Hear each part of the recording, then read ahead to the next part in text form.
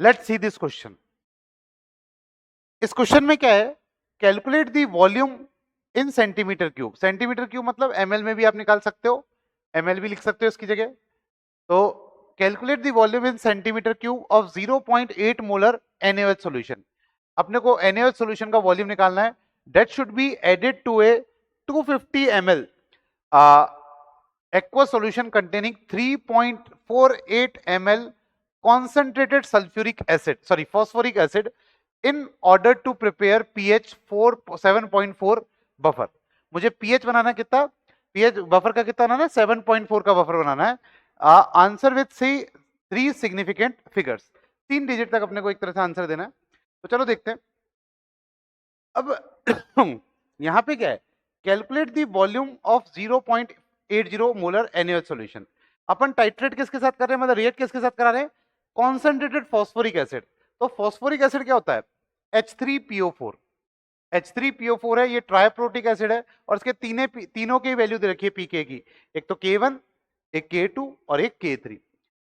ठीक है, H3PO4 है, इसका वॉल्यूम कितना लिया अपन ने, इसका लिया है 3.48 ml, इतना इसका 3.48 ml लिया है। अच्छा, डेंसिटी दे रखी है 1.69 ग्राम पर ml।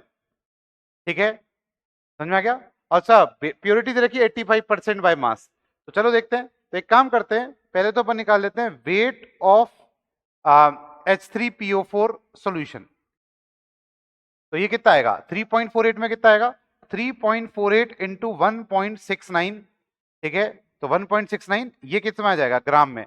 अब इसने क्या बोला है, ये जो सॉल्यूशन है ये कितना, H3PO4 एक्वस जो है वो प्योर कितना है, 85% बाय मास। तो weight of actual H3PO4 solution, H3PO4 कितना आएगा, वो आएगा 3.48 इंटू 1.69 इंटू इंटू कितना, ये आएगा 85% ऑफ दैट, 85 बाय 100। ठीक है, तो जब आप इसकी प्योरिटी निकालोगे तो ये लमसम आती है, ये इसको जब आप निकालोगे तो 4.999 ग्राम। ठीक है, इसको सॉर्ट आउट करोगे तो कितना आएगा, 4.99 ग्राम। तो number of moles of H3PO4 कितना होगा, तो number of moles of H3PO4 होगा अपने पास, that is 4.999 divided by H3PO4 का मोलिकुलर मास कितना होता है, 98। तो जब आप इसको सॉर्ट आउट करोगे तो एक तरह से इसको अपन कितना रख सकते हैं, 1000 से डिवाइड कर देता हूं, और भी आगे चलता जाएगा। तो मैंने 3 ही डिजिट तक लिया है। तो ये अप्रोक्सीमेटली अगर अपन बात करें तो 0.0, ठीक है 98 ही कर देता हूं, 4.999 अपॉन 98, तो 0.051 के आसपास आएगा। ठीक है, 5152 के आसपास आएंगे, इतने मोल्स अपने पास H3PO4 के आ जाएंगे। ठीक है, अब इसके बाद में क्या है, मुझे H3PO4 के मोल्स पता चल गए, H3PO4 के मोल्स पता चल गए। अब इसने क्या बोला है, इसको टाइट्रेट कर रहे हो तो मेरे को बफर कितना बनाना है, 7.4 का बफर बनाना है। ठीक है, तो कितना NaOH का वॉल्यूम मुझे यूज करना पड़ेगा। तो देखो H3PO4 के साथ ये कैसे रिएक्ट करेगा, तो देखो H3PO4 जो है वो ट्राइप्रोटिक एसिड है, तो सबसे पहले NaOH रिएक्ट करेगा और क्या बनाएगा, ये बनाएगा H2PO4, मतलब पहले तो एक H निकाल लिया और साथ में क्या मिल जाएगा, H2O। तो ये तो पहला न्यूट्रलाइजेशन होगा। ठीक है, देखो जब तक पहला न्यूट्रलाइजेशन होगा तब तक अपना पीएच कितना रहेगा, आप नोटिस करोगे अपना पीएच कितना रहेगा, पीके कितना है 2.15, तो 2.15 के आसपास ही चलेगा। ठीक है, सेकेंड पीके कितना है 7.2, मतलब अगर आपने और ज्यादा NaOH डाला, मतलब ये H2PO4 माइनस फर्दर NaOH के साथ रिएक्ट करेगा और क्या बनाएगा, ये बनाएगा Na2HPO4 और साथ में वाटर बनाएगा। ठीक है, ये यहां पे अपना इतना और रिएक्ट करेगा। अब आपसे क्या कह रहा है, तो calculate the volume of in ml of 0.80 molar NaOH solution that should be added to 250 ml aqueous solution containing 3.48 centimeter of concentrated phosphoric acid। मतलब अपने को 0.051 मोल्स अपने पास प्रेजेंट है, किसके, H3PO4 के। तो मैं एक काम करता हूं, देखता हूं, मान लेता हूं इसके मोल्स कितने हैं, x मोल है, और x कितना है, x जो है वो बराबर है किसके, 0.051 मोल के। ठीक है, इसके बराबर है। ये मैंने x ले लिया, तो मुझे पता है इसको यहां तक पहुंचाने के लिए पहले तो इसके x मोल यूज होंगे। ठीक है, x मोल लिए तो इसके 1 मोल से इसका 1 मोल रेट करके इसका 1 मोल बनाएगा, तो x से इसका x रेट करेगा, इसका कितना बनेगा x, आया ना। ठीक है, अब x मेरे को बन गया, अब इसका कितना बन चुका है x। अब मुझे यहीं पे बफर बनाना है pH, क्योंकि pH 7.4 का बफर कहां बनेगा, सेकंड बफर बनेगा, तो यहां पे मुझे ये चाहिए।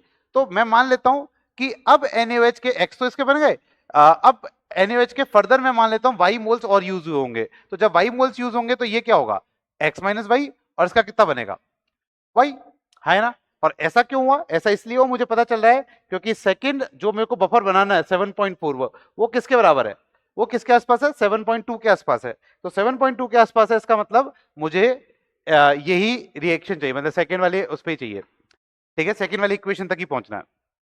अब देखो यहां पे मैं इक्वेशन लगाता हूं, तो pH इक्वल टू pK, कौन सा 2, मुझे तो ये चाहिए equation, plus log over salt कौन सा है HPO4 माइनस 2 की कॉन्सेंट्रेशन अपॉन H2PO4 माइनस की कॉन्सेंट्रेशन। ठीक है, ये कॉन्सेंट्रेशन आएगी, तो pH equal to pK, pH कितना है 7.4, that is equal to pK2 कितना है 7.20, 7.2 प्लस लॉग ओवर, ये कितना होगा log over HPO4 minus 2, HPO4 minus 2 की कॉन्सेंट्रेशन कितनी है y अपॉन H2PO4 माइनस की कितनी है x माइनस वाई, जिसमें से x कितना है, x है 0.051, ठीक है 5152 के आसपास आएगा। तो यहां से ये 0.2 equal to log over y upon x minus y, x मतलब 0.051 माइनस वाई, और जब आप इसको सॉर्ट आउट करते हो तो y आता है 0.031 के आसपास। ठीक है, 0.031 के आसपास अपना y आ जाएगा। तो देखो अब मेरे को number of moles of NaOH use कितना होगा, number of moles of NaOH used कितना होगा, तो यूज कितना होगा, जो रिएक्शन फर्स्ट में यूज हुआ वो कितना है x, दैट इज x, और सेकेंड रिएक्शन में जो यूज हुआ है वो कितना है y, तो x प्लस वाई, x कितना है 0.051 प्लस 0.031 के आसपास, तो डेट इज इक्वल टू 0.082 के आसपास, 82 मोल्स के आसपास आएगा। ठीक है, 82 मोल्स आ गया। अब आपसे क्या बोल दिया कि कितना ml मुझे यूज करना है, तो देखो कितना ml मुझे NaOH का चाहिए, तो नंबर ऑफ मोल्स क्या होता है, that is equal to molarity into volume, है ना। ठीक है, ये होता है number of moles equal to molarity into volume, किसमें इन लीटर। तो जब आप निकालोगे नंबर ऑफ मोल्स कितने हैं 0.0821, that is equal to molarity कितनी है 0.08 इनटू वॉल्यूम, तो जब आप वॉल्यूम निकालते हो तो ये आता है 0.103 के आसपास।